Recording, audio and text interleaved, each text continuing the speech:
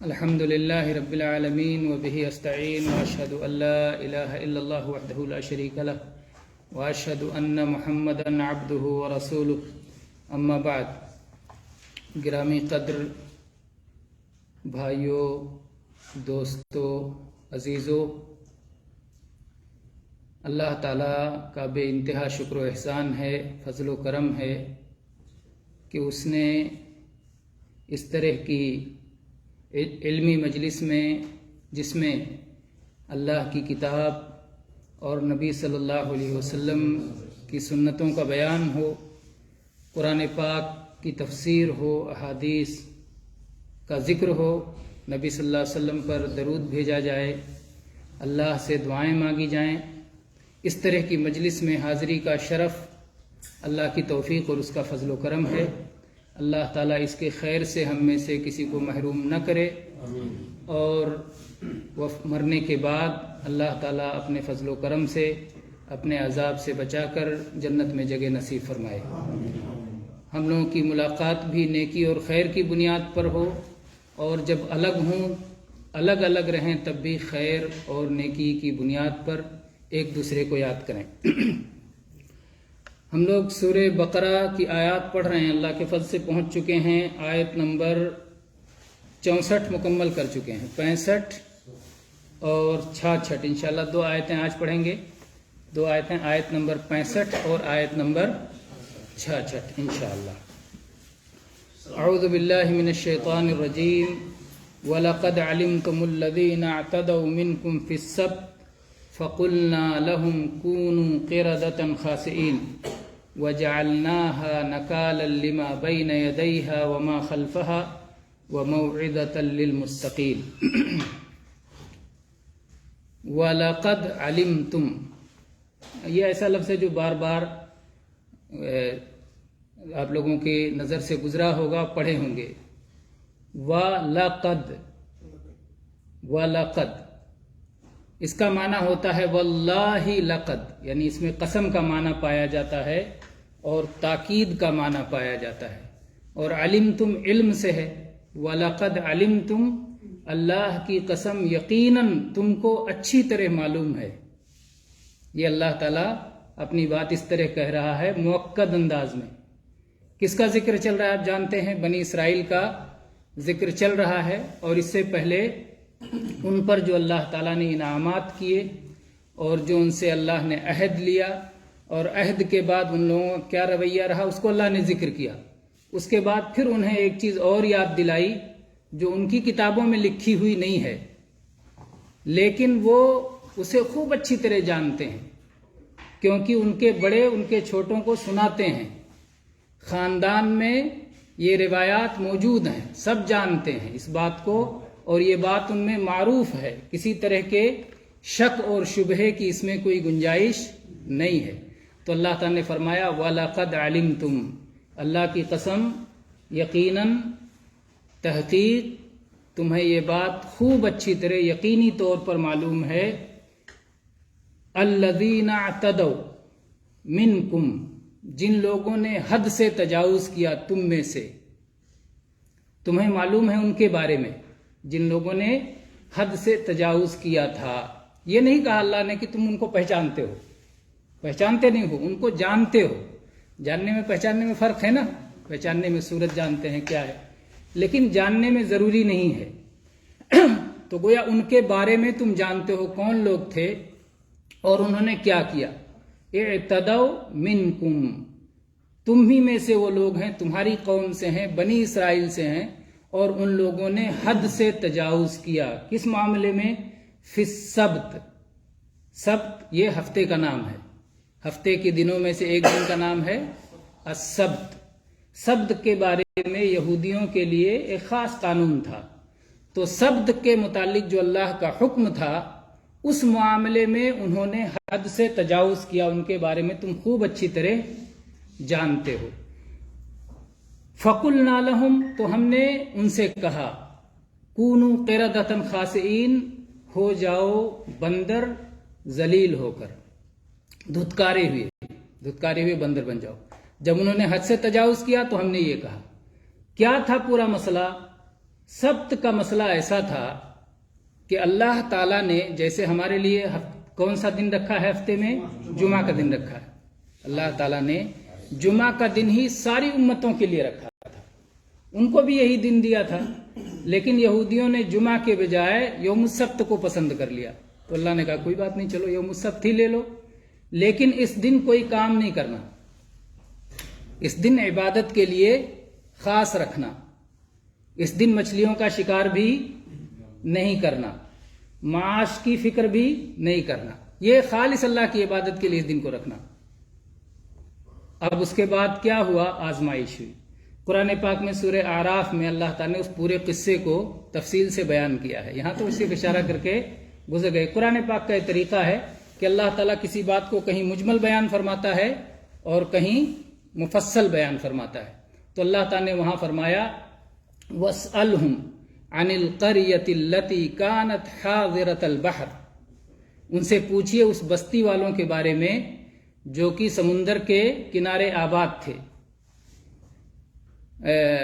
اذ تأتیہم حیتانہم یوم سبتہم شرعا ویوم لا یسبتون لا تأتیہم، کہ جب ہفتے والے دن مچھلیاں خوب زیادہ تیزی کے ساتھ ان کے پاس آتی تھیں، اور جس دن سبت نہیں ہوتا تھا، مچھلیوں کے شکار کی اجازت ہوتی تھی، اس دن نہیں آتی تھیں.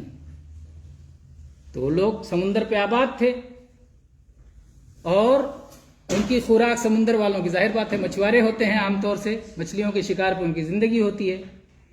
اللہ تعالیٰ کی طرف سے آزمائش ان کے لیے یہی ہوئی کہ مچھلیوں کا جس دن شکار منع تھا اس دن مچھلیاں خوب آتی تھیں کنارے پر کود کود کر کے، اور جس دن شکار کرنا ہوتا تھا اس دن نہیں آتی تھیں. تو کیا ہوا؟ ان لوگوں نے کیا کیا؟ سوچا کہ آخر کیسے شکار کیا جائے. ہیلا کیا. ہیلا یہ کیا کہ جمعہ کے دن شکار منع نہیں ہے اور اتوار کو منع نہیں ہے، بیچ میں سنیچر کو منع ہے. تو جمعہ کے دن گڈھے کھودتے اور سنیچر کو سمندر سے گڈھوں کے لیے نالی بناتے، یا جمعہ ہی کو نالیاں بھی بنا دیتے کہ جب پانی تیزی سے اٹھے گا اور مچھلیاں آئیں گی تو اس نالی کے ذریعے سے آ کے گڈھے میں گر جائیں گی، اور جب گڈھے میں گر جائیں گی تو پھنس جائیں گی، اور اتوار کو ہم پکڑ لیں گے. تو جمعہ کو گڈھے بناتے، نالیاں بناتے، اور اتوار کو جا کے پکڑ لیتے، سنیچر کو کچھ نہیں کرتے. وہ کہتے یا اللہ ہم نے کون سی غلطی کی ہے، سنیچر کو تم نے روکا ہے، سنیچر کو تو ہم نے نہیں کیا. ہیلا کرتے تھے. ہیلا اس کو کہتے ہیں، ہیلا کرتے تھے، اور گویا اللہ تعالیٰ کو فریب دینے کی کوشش کرتے تھے. ایک حرام چیز کو غلط طریقے سے حاصل کرنے کی کوشش کرتے تھے. کچھ لوگوں نے دوسرا بھی طریقہ ذکر کیا ہے.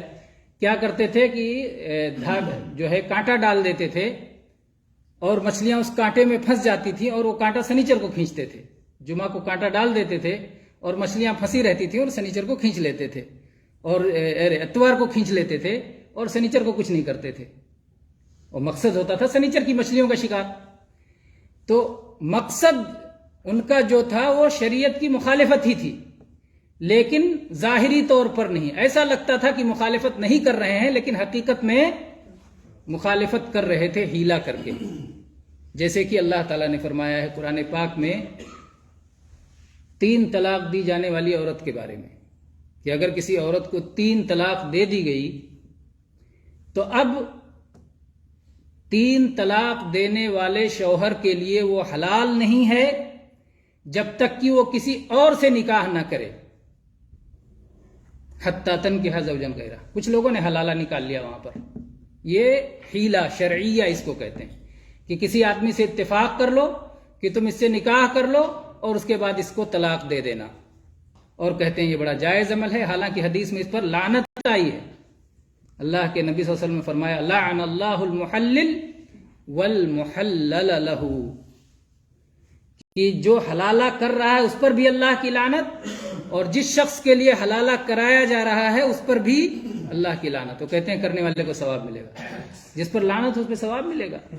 اس کو ہیلا کہتے ہیں. کہتے ہیں پہلے والے کے لیے بیوی کو حلال کرنے کے لیے جائز طریقہ ہے. حدیث میں تیسے مستعار بھی کہا گیا، ادھار کا سانڈ. اتنی غلط بات کہی گئی، لیکن کچھ لوگ اس کو حیلہ شرعیہ کے نام پہ کہتے ہیں، یہ حیلہ ہے، جائز ہے۔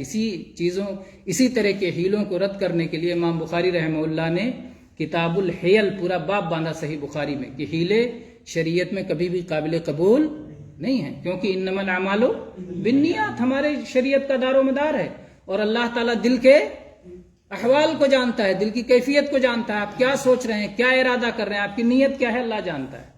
تو آپ ظاہر میں چاہے جتنا ظاہر کرو کہ ہم بالکل صحیح کر رہے ہیں، شریعت کا قانون نہ مجھے ادھر سے پکڑ پا رہا ہے نہ ادھر سے پکڑ پا رہا ہے، ہم تو بالکل صاف نکل رہے ہیں، لیکن آپ شریعت کی خلاف ورزی کر رہے ہو تو اللہ کے ہاں پکڑے جاؤ گے۔ تو اللہ تعالیٰ نے ان لوگوں کو سزا دی۔ سوالات بات تو اللہ تعالیٰ نے ان کو سزا دی۔ کیا سزا دی؟ جیسے انہوں نے کیا تھا سزا بھی اسی طرح سے دی۔ وہ کیا کرتے تھے؟ ظاہر میں لگتا تھا کہ یہ شریعت ہے، حالانکہ وہ شریعت نہیں ہوتی تھی۔ تو اللہ تعالیٰ نے بھی ان کو بندر بنا دیا، جو ظاہر میں کیسے لگتے ہیں؟ انسانوں جیسے لگتے ہیں۔ بندر کی شکل کیسے ہوتی ہے؟ انسان کے قریب ہوتی ہے۔ تو ان کو بندر بنا دیا کہ دیکھو یہ بھی انسان جیسے لگتے ہیں، لیکن یہ انسان نہیں ہے۔ اللہ تعالیٰ نے فرمایا فَقُلْنَا لَهُمْ، ہم نے ان سے کہا۔ یہ کون سا حکم ہے؟ شرعی حکم ہے؟ نہیں۔ اللہ کا حکم دنیا میں دو طرح سے ہے نا، ایک حکم شرعی، ایک حکم کونی۔ حکم شرعی بندہ مانے نہ مانے اس میں اختیار ہوتا ہے، لیکن حکم کونی اللہ کا حکم وہ ہوتا ہی ہوتا ہے۔ جیسے اللہ تعالیٰ انما امرہ اذا اراد شیئا ان یقول له کن فیکون، اللہ تعالیٰ کا معاملہ یہ ہے کہ جب وہ کچھ کرنا چاہتے ہے تو کہتا ہو جا، وہ ہو جاتی ہے۔ تو یہ ہو جا والا حکم ہے، کن والا حکم ہے کہ اللہ نے کہا بندر بن جاؤ، ذلیل ہو جاؤ، دھتکارے ہوئے، اللہ کی رحمت سے دور، تو بندر ہو گئے۔ امام مجاہد جو مشہور مفسر ہیں، مجاہد ابن جبر مکی رحمہ اللہ، تو وہ کہتے ہیں اس کا مقصد یہ ہے کہ ان کو بندر شکلوں سے نہیں بنایا گیا، بلکہ معنوی طور پر بنایا گیا۔ ان کی عقل اور ان کی سیرت اور ان کا کردار بندروں جیسا ہو گیا، نہ فہمی کا، نہ سمجھنے کا۔ اور دوسرے مفسرین اور اکثر مفسرین یہی کہتے ہیں کہ نہیں، ان کی شکل بدل دی گئی، باقاعدہ ان کو بندر جیسی صورت اور پورا بدن بندروں جیسا کر دیا گیا۔ ویسے بھی اگر آپ غور کریں تو مسخ کرنے کی اور بگاڑنے کی دو صورت ہو سکتی ہے، بندروں میں تبدیل کرنے کی دو صورت ہو سکتی ہے۔ ایک صورت یہ ہو سکتی ہے کہ جسم کو بندر کا بنا دیا جائے اور عقل اور فہم انسان والا باقی رہے، یعنی وہ بات بھی کر سکتا ہو، اپنی حالت خود بھی دیکھ رہا ہو۔ تو جسم کو مسخ کر دیا گیا لیکن عقل سلامت ہے۔ دوسری صورت یہ ہے کہ اللہ نے عقل بدل دیا، بندروں جیسا کر دیا، نہیں سمجھ رہے ہیں، بات نہیں کر پا رہے ہیں، معاملہ اپنے حل نہیں کر پا رہے ہیں، اور شکل و صورت انسان جیسی ہے۔ زیادہ بری حالت کون سی ہے جس میں زیادہ نصیحت ہو؟ جس میں عقل ہے لیکن صورت بندروں جیسی ہو گئی۔ اس میں خود کے لیے بھی نصیحت ہوئی کہ ہم نے کیسا کیا تھا، اور دوسروں کے لیے بھی نصیحت۔ یہ عبرت و نصیحت کے اعتبار سے یہ سزا زیادہ سخت ہے اور زیادہ قریب ہے دلیل کے، اور تاریخی اعتبار سے یہ بات زیادہ قریب ہے کہ عقل بندروں جیسی ہو گئی اور صورت انسان جیسی رہ گئی، اس لیے کہ یہودیوں کی کتابوں میں اس کا ذکر نہیں ملتا، اور دونوں طرح کے اقوال پائے جاتے ہیں، لیکن راجح بات یہی معلوم ہوتی ہے کہ اللہ نے ان کی شکل، صورت، جسم بندروں جیسا کر دیا، یہ بات راجح معلوم ہوتی ہے۔ اور اللہ تعالیٰ نے کہا کہ ہم نے ان کو عبرت اور نصیحت بنا دیا۔ فَقُلْنَا لَهُمْ كُونُوا قِرَدَةً خَاسِئِينَ، ان کو بندر بنا دیا۔ کیا ان میں سور بھی ان کو بنا دیا یا صرف بندر بنایا؟ کیونکہ ایک آیت میں اللہ تعالیٰ نے ذکر کیا ہے کہ وَجَعَلَ مِنْهُمُ الْقِرَدَةَ وَالْخَنَازِيرَ وَعَبَدَ الطَّاغُوتَ، کہ اللہ نے بندر بنا دیے، سور بنا دیے، اور غیر اللہ کے پجاری بنا دیے۔ تو شیخ ابن عثیمین رحمہ اللہ فرماتے ہیں کہ یہ بستی والے جنہوں نے یہ حرکت کی تھی سنیچر کے دن، وہی لوگ سور بنے، اس کی کوئی واضح دلیل موجود نہیں ہے۔ اقوال ہیں لیکن قرآن پاک میں کوئی واضح دلیل نہیں کہ وہ جو لوگ سمندر کے کنارے تھے اور جنہوں نے مچھلی کے شکار کے مسئلے میں غلطی کی تھی وہی سور بھی بنائے گئے، یا وہ کچھ اور لوگ تھے۔ بندر والی بات کلیئر ہے کیونکہ اگلی آیت جو آراف میں ہے وہاں بھی بندر کا ذکر ہے اور یہاں بھی بندر کا ذکر ہے. لیکن بعض مفسرین نے کہا ہے کہ بندر اور سور جو بنائے گئے اسی ایک موقع پر بنائے گئے، ان میں سے جوانوں کو بندر بنا دیا گیا، بڈھوں کو سور بنا دیا گیا. ممکن ہے قول ہے، لیکن اس بات کی کوئی واضح دلیل موجود نہیں ہے، جیسا کہ شیخ ابن عثیمین رحمہ اللہ فرماتے ہیں. بہرحال تو اللہ تعالیٰ نے یہ ذکر کیا، اور کوئی بھی چیز اللہ تعالیٰ جو پچھلی امتوں کے بارے میں ذکر فرماتا ہے وہ ہمارے لیے بھی ہوتا ہے، یا ہمارے لیے ہی ہوتا ہے، کیونکہ اب تو مخاطب ہمیں عمل کرنا ہے. تو اگر کوئی بات پچھلی امتوں کے تعلق سے ذکر کی گئی تو اس کا مطلب یہ نہیں کہ انہوں نے کیا اور ہو گیا، نہیں، وہ ہمارے لیے بھی ہے. ہمارے لیے اس میں نصیحت یہ ہے کہ جان بوجھ کر کے کوئی ایسا ہیلا نہ اپنائیں جس میں آپ یہ سمجھ رہے ہو کہ میں اللہ کو دھوکہ دے رہا ہوں، کہ میں نے حرام تو نہیں کیا. آپ جانتے ہو کہ میں حرام کر رہا ہوں، لیکن میں نے ایسا کر لیا اور ایسا کر لیا گھما کے، اس لیے یہ اب حلال ہے نا. ایسا ہیلا کر کے اگر کسی حرام کو حلال کرنے کی کوشش کی جائے گی، جو آدمی صاف صاف حرام کام کرتا ہے اس سے زیادہ برا ہے. ایک آدمی صاف صاف حرام کو حرام سمجھ کے کرتا ہے، اور ایک آدمی حرام کو ہیلا کر کے حلال سمجھ کے کرتا ہے، تو زیادہ برا کون ہے؟ جو حرام کو حلال بنا کے ہیلا کر کے کرتا ہے وہ زیادہ برا ہے، کیونکہ وہ سمجھ رہا ہے کہ اللہ کو دھوکہ دے رہا ہے، اللہ کو دھوکہ دے سکتا ہے. جبکہ حرام والا یہ نہیں سمجھتا، کہتا ہے کہ میں اپنی خواہش کے آگے، اپنے اس کے آگے میں گناہ کر رہا ہوں جو مجھے نہیں کرنا چاہیے، اور ممکن ہے وہ توبہ کر لے. تو ان کی سزا زیادہ ہے جو ہیلا کر کے حلال کو حرام کرنے کی کوشش کرتے ہیں. اللہ نے انہیں بندر بنا دیا. بندر اگر وہ بن گئے، ان کی صورت اور شکل جسم بندر کی ہو گئی، تو پھر جن بھی قوموں کو مسخ کرنے کا عذاب دیا گیا ہے، سزا دی گئی ہے، وہ لوگ 3 دن سے زیادہ زندہ نہیں رہتے. اس کے بعد وہ نہ کھاتے ہیں نہ پیتے ہیں، 3 دن کے اندر مر جاتے ہیں، ختم ہو جاتے ہیں، اور ان کی نسل جاری نہیں رہتی. اس لیے آج اگر کوئی کہے یہودیوں کو دیکھ کر کہ یہ بندروں کی اولاد ہیں، تو ایسا کہنا صحیح نہیں ہے. بندروں کی، مسخ کیے ہوئے بندروں کی کوئی اولاد نہیں ہے. اللہ نے جب دنیا کو پیدا فرمایا اور اللہ نے جب دنیا کی مخلوقات کو پیدا فرمایا تو باقاعدہ بندر ایک مخلوق اللہ نے پیدا کی. امت من الامم، بہت ساری امتیں، بہت ساری قومیں، بہت ساری مخلوقات اللہ نے پیدا کی، اس میں سے ایک مخلوق ہے بندر. اس میں سے ایک مخلوق ہے، ہر قسم کی جو بھی مخلوقات ہیں جن کو ان کی شکل پہ بدلا گیا، یعنی بندر پہلے سے پائے جاتے تھے اور انہی کی شکل پہ ان کو بدل دیا گیا، نہ کہ بدلنے کے بعد سے بندر وجود میں آئے. تو بندر پہلے سے تھے، بعد میں بھی ہیں، اور یہ مستقل مخلوق ہیں، یہ ان کی نسل نہیں ہے. اور کچھ علماء نے اس کی بڑی اچھی توجیہ کی ہے، کہا کہ ان کی نسل ہونا بھی نہیں چاہیے اللہ کے قانون کے حساب سے، کیونکہ اللہ کا قانون کیا ہے؟ کسی کے گناہ کا بوجھ دوسرا نہیں اٹھائے گا. غلطی جس نے کیا اس کو سزا میں بندر بنا دیا گیا. اب اگر اس کی اولاد کو بھی بندر بنایا جاتا، اولاد کی کیا غلطی ہے؟ تو اس لیے ان کا اولاد نہ ہونا ہی یہی اللہ کے قانون کے مطابق معلوم ہوتا ہے. بہرحال پھر اللہ تعالیٰ نے فرمایا وَجَعَلْنَاهَا نَكَالًا لِمَا بَيْنَ يَدَيْهَا وَمَا خَلْفَهَا وَمَوْعِظَةً لِّلْمُتَّقِينَ. فَجَعَلْنَاهَا، تو ہم نے ان کو بنا دیا، نَكَالًا، عبرت، ہم نے ان کو عبرت بنا دیا. عبرت کس کو کہتے ہیں؟ نکال کس کو کہتے ہیں؟ نکال کہتے ہیں ایسی سزا جس کو وہ سزا ملے وہ اس اپنے عمل سے باز آ جائے، وہ عمل اس کے بعد دوبارہ دہرائے نہیں. کہتے ہیں نا کہ ایسی سزا ہوگی کہ 7 نسلیں یاد رکھیں گی، پھر اس کام کے قریب نہیں آئیں گے.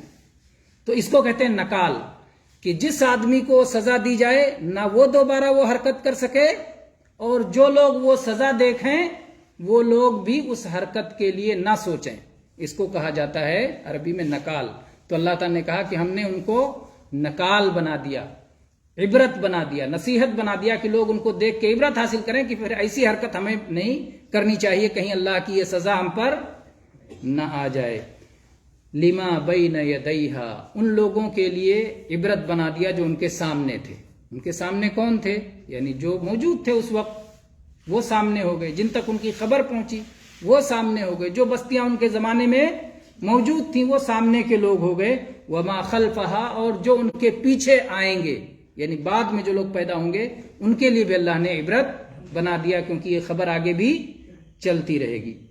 تو اللہ نے ان کو عبرت بنا دیا، ان کے سامنے والوں کے لیے اور ان کے بعد آنے والوں کے لیے بھی، وَمَوْعِظَةً لِّلْمُتَّقِينَ، اور ان کو نصیحت بنا دیا بچنے والوں کے لیے، تقوی اور پرہیزگار لوگوں کے لیے۔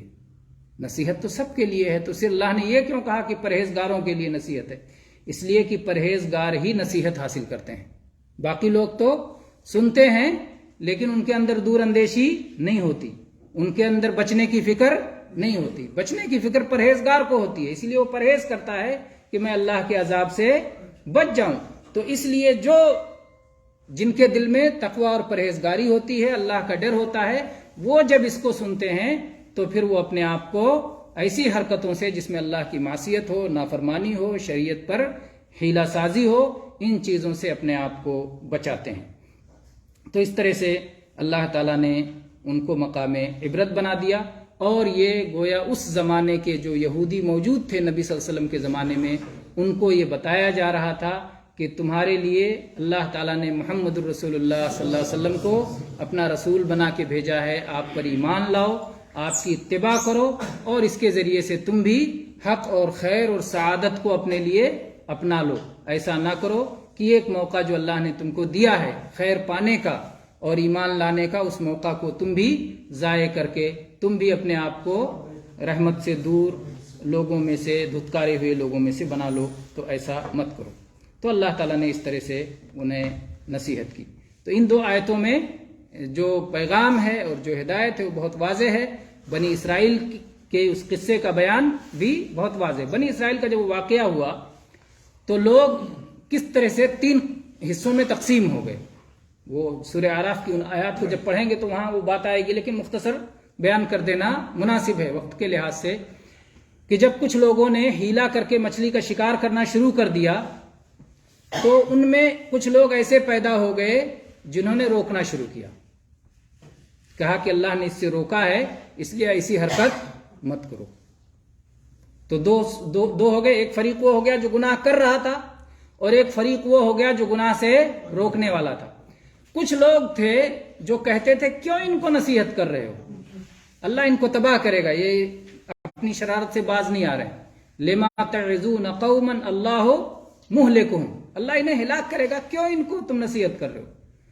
تو جو نصیحت کر رہے تھے اور جو گناہ کر رہے تھے، ان کے علاوہ یہ گویا تیسرا گروہ تھا۔ یہ گناہ تو نہیں کر رہا تھا لیکن یہ لوگوں کو بھلائی کا حکم بھی نہیں دے رہا تھا اور برائی سے روک بھی نہیں رہا تھا، بلکہ الٹا روکنے والوں کی ہمت توڑ رہا تھا۔ مایوسی کا شکار تھا کہ یہ سدھرنے والے نہیں ہیں، ہے نا، یہ تو برائی میں لگ گئے، اب یہ سدھرنے والے نہیں ہیں، مایوسی کا شکار تھا۔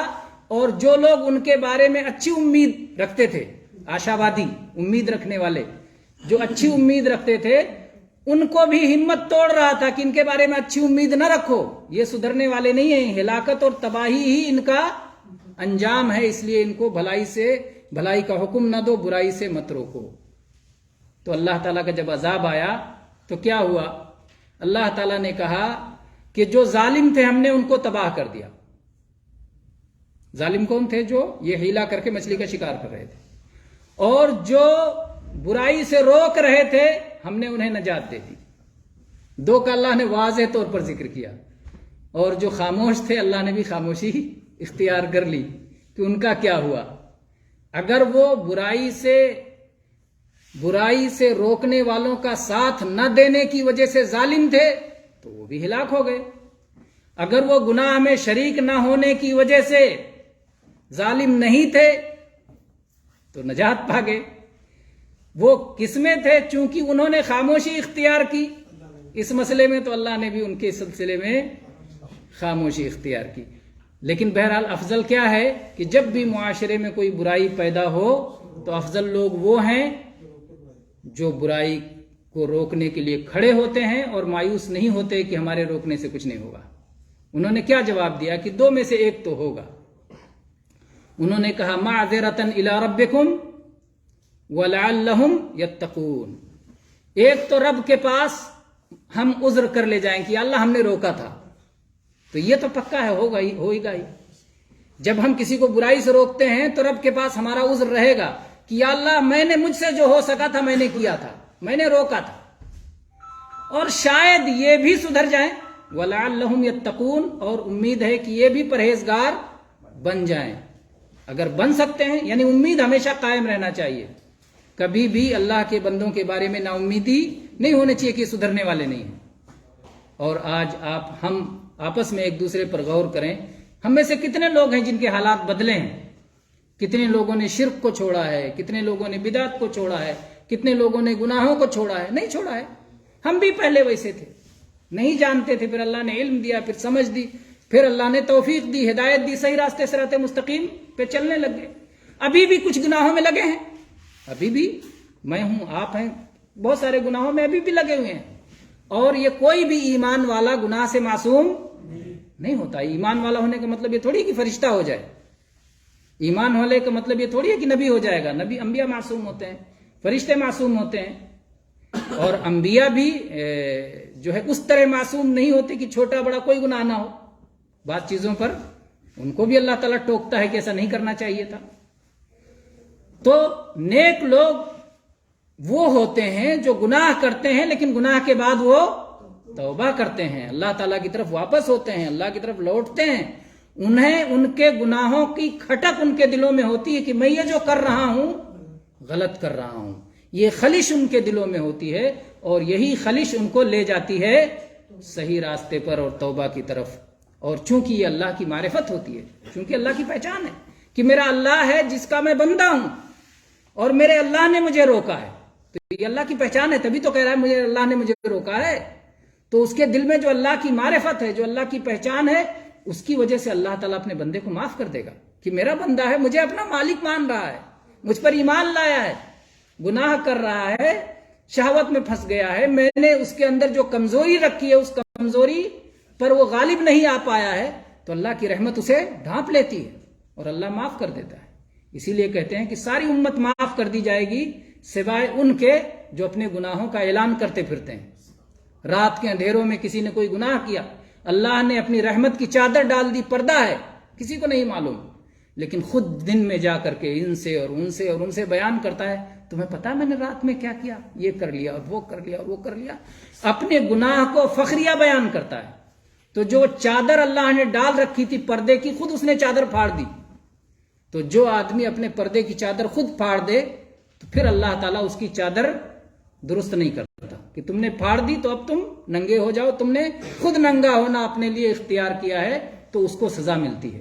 تو اللہ تعالیٰ نے فرمایا کل امتی معافن الا المجاہرین، میری ساری امت کو معاف کر دیا جائے گا سوائے ان کے جو اپنے گناہوں کو کھلم کھلا بیان کرتے پھرتے ہیں۔ اور اس کے بعد مجاہرین کی آپ نے تفسیر فرمائی کہ رات میں کوئی گناہ اندھیرے میں کیا ہو اور پھر دن میں اٹھ کے بیان کرتا پھر رہا ہو۔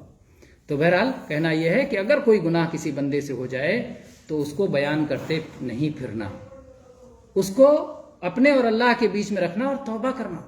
اور اللہ نے طریقہ بھی بتایا ہے، ان الحسنات یذہبن السیئات، نیکیاں یہ برائیوں کو مٹاتی ہیں۔ تو جتنا گناہ ہو جائے اس سے زیادہ نیکیاں کرنے کی کوشش کرے، تاکہ جب قیامت کے دن نیکی اور گناہ کے دونوں پلے ترازو کے ایک طرف نیکی رکھی جائے، ایک طرف گناہ رکھے جائیں، تو ہماری نیکیاں ہمارے گناہوں سے بڑھ جائیں، تاکہ اللہ کی رحمت شامل حال ہو جائے اور بندے کی مغفرت ہو جائے۔ اللہ تعالی ہم سب کو اپنے نیک بندوں میں سے بنائے اور ہمیں توبہ کی توفیق عطا فرمائے اور اسے قبول فرمائے۔ آمین وآخر دعوانا ان الحمد للہ رب العالمین، صلی اللہ علی نبینا وسلم۔